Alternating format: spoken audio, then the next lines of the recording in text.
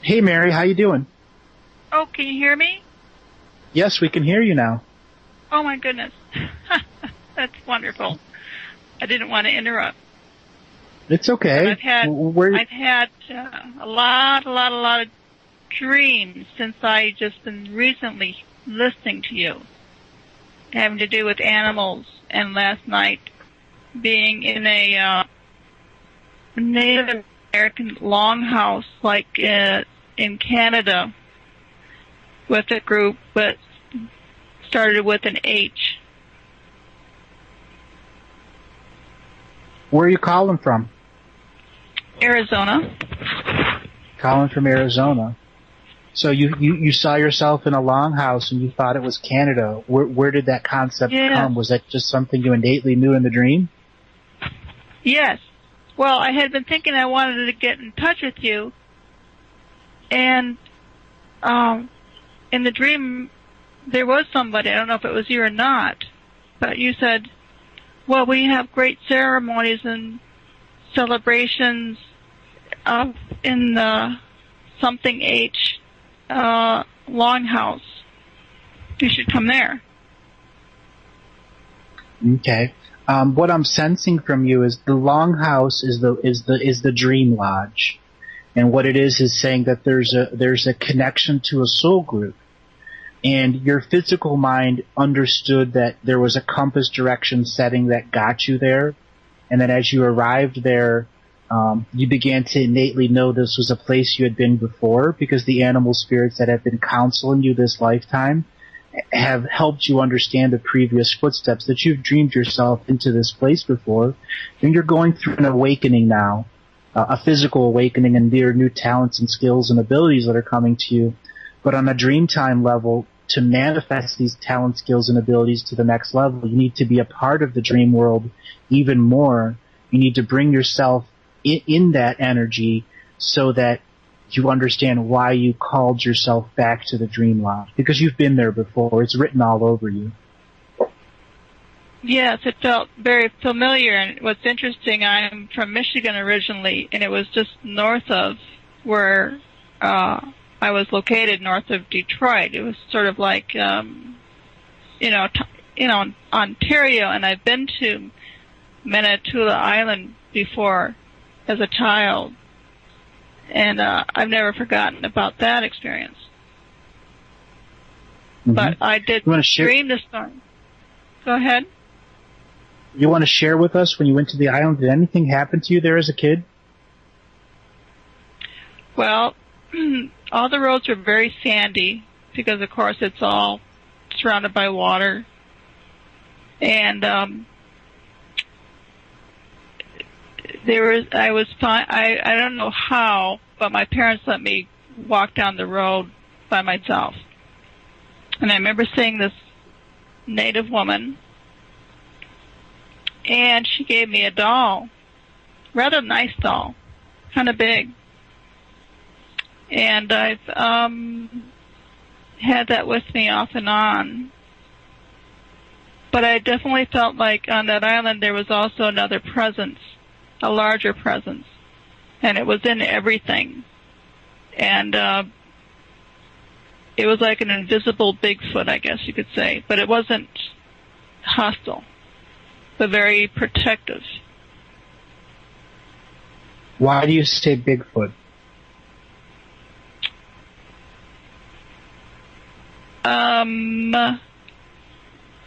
Not sure. That's your gut words. Right. Because everything looked very vulnerable around me, and yet there was a power protecting it, maybe. Okay. What that is the watcher spirit over the moon lodge. When tribes set up a moon lodge, what it is they know that in the past that their bodies will pass on, and the future generations of children will come in and will dream themselves into the dream lodge, passing it on to the families. And you can't get in that particular type of moon lodge unless you've been a part of the DNA lineage before. And when you experience that energy that you described as Bigfoot, it was the true totem that is protecting that area, and it allowed you into that area.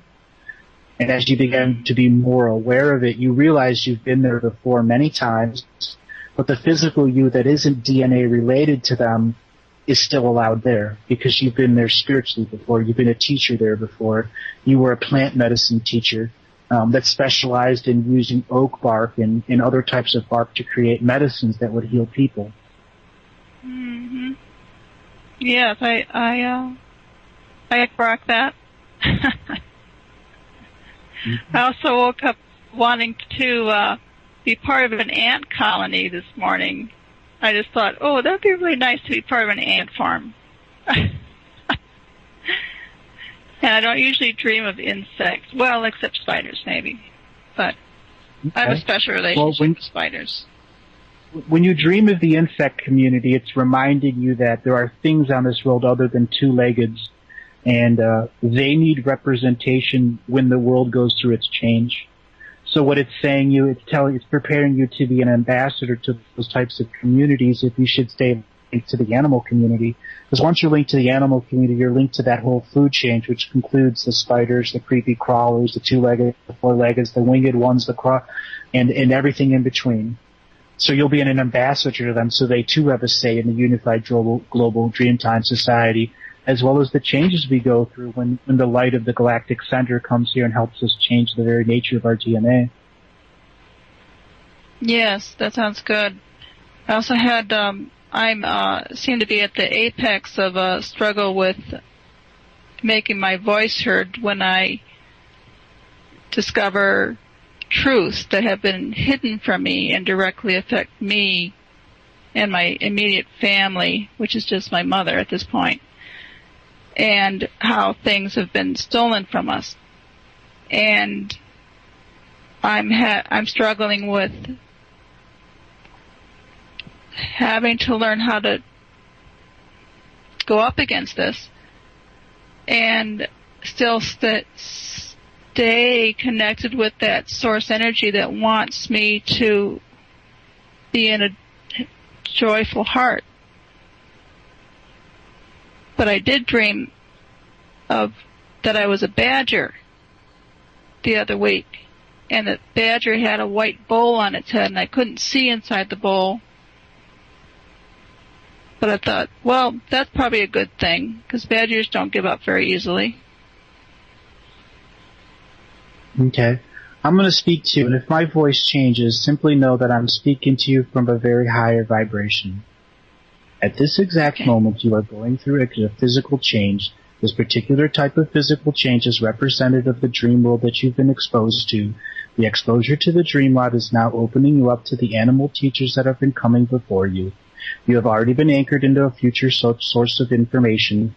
There is a future source of crystalline information that is now downloading and upgrading you. This type of download and upgrade is now allowing you to attach to your present self. As you understand there are a series of attachments that are beyond your mother, you'll know why these things have been stolen from your family. Do you understand this? Yes. The reason some of these things have been stolen is you are not meant to have them now. You are already a high energy and high power being. If you go any further, they will remove you from the game. It is not time for you to fully awaken those talents. You must heal yourself first. As you begin to heal yourself, you will begin to heal the animals. As you begin to heal the animals, you'll be more connected into their hive universe. As you become more connected into their hive universe, you will begin to understand you are here to be an ambassador to all things that do not have two legs. There are many species that exist on this world that you have soul relations to. You came here to make sure that you are a protector of them. Though this particular lifetime you not fully understand it, in the lifetimes that you've lived here before, you did. You were previously connected to the Earth Mother as the sacred feminine warrior. There is a psychic sword within your soul that you should pull it out to protect the animal from those that would do violence. It is not time to use this psychic sword, but to use it as a pen, to write from the heart, to write to the wisdom of the animals and speak their words and share their words with all. It will be your opportunity to connect with the various animal spirits so you can write a tome of energy and a tome of wisdom and a tome of magic that gives the animals their voice. Literally, their voice. That is the message for you. All right. Thank you. You're welcome. Do you have any questions?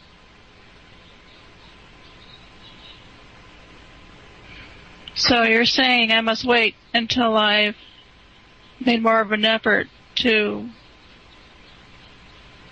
reconnect? No, it's saying that you aren't to pick up the sword. You're to give the animals a voice. So it wants you to write literally something that gives the animals voice.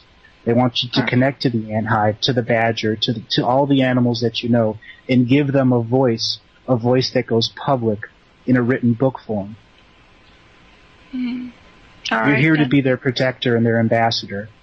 They don't have a voice now, and they will need a voice. And you chose this long ago to be their voice.